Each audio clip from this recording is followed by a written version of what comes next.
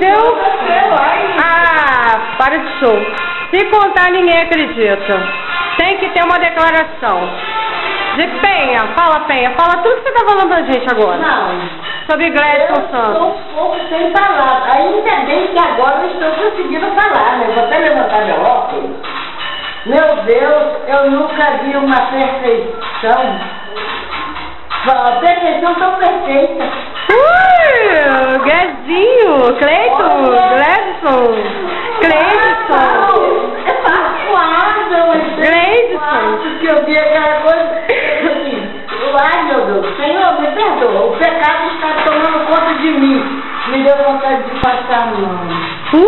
Não posso, eu já estou uma velha desacada. Aí eu pensava assim, meus 20, meus 18, até meus 30 eu já dava para passar a mão. E fiquei assim, Senhor, misericórdia, eu vou botar a mão. Não vou, porque eu vou assustar o menino. Eu estou impressionada como que uma mãe consegue fazer uma coisa daquela com tanta perfeição.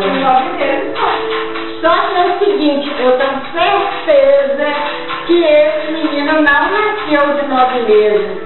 No mínimo, 1 ano para sair daquele jeito. Ai, se você pensar direitinho, se você começar a analisar, vai chegar o orgasmo. Não pode. Pecado. O menino é quase de menor. Pra mim, né? Uma velhinha. Mas eu tenho um bom gosto. Nossa. Assim você me mata. Se eu te pego, assim você me... Dá nada, essa ideia é só sexo.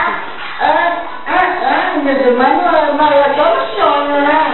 Ele vai ser o papo de Wydney?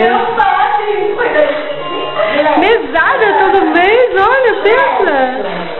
Você não imagina a metade do tesão que você é, cara. Vai até homenageá-lo. Siririca comendo solto. Que perna!